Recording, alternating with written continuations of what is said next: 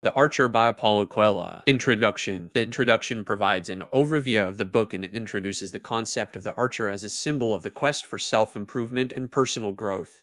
It sets the stage for the reader to embark on a journey of self-discovery, to challenge themselves, and to strive for greatness. Part 1 of the Archery Contest. Chapter 1 of the contest. The first chapter introduces Tetsuya, a renowned archer in a small Japanese village, and his decision to take on a young archer as a disciple.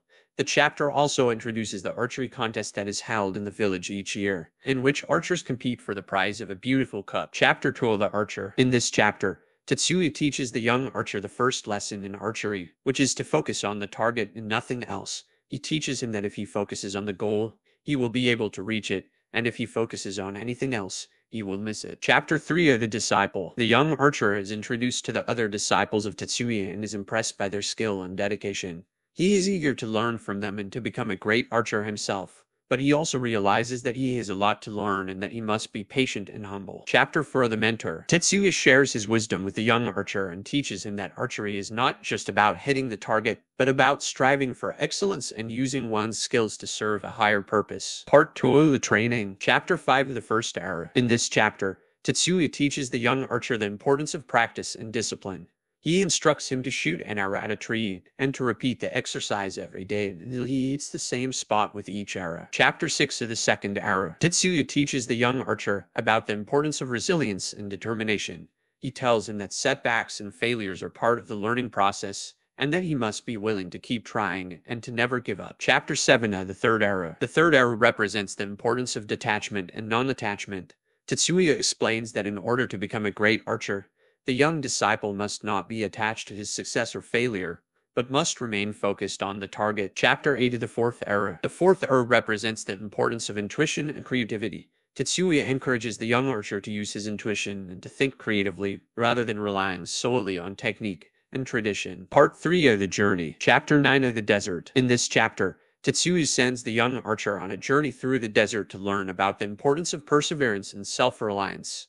The young archer faces numerous challenges on his journey, including hunger, thirst, and fatigue, but he perseveres and ultimately reaches his destination. Chapter 10 of the Road. On the road, the young archer meets a mysterious stranger who teaches him the importance of empathy and compassion. He learns that he must not only strive for personal greatness, but also use his skills to help others. Chapter 11 of the Mountain. The young archer climbs a mountain and faces his greatest challenge yet.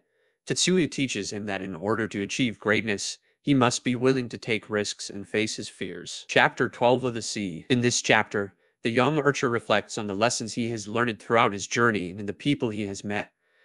The wise old man teaches him that life is like a sea, with its storms and calm moments, and that he must learn to navigate it with skill and patience. Chapter 13 of the Island. The young archer arrives on a deserted island and learns the importance of self-reflection and introspection.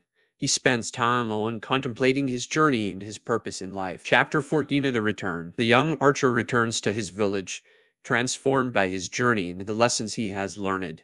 He enters the archery contest and, with his newfound skills and wisdom, he wins the competition and the beautiful cup. Chapter 15 of the Master. The final chapter of the book sees the young archer become a master himself, taking on a disciple of his own and passing on the lessons he has learned from Tetsuya.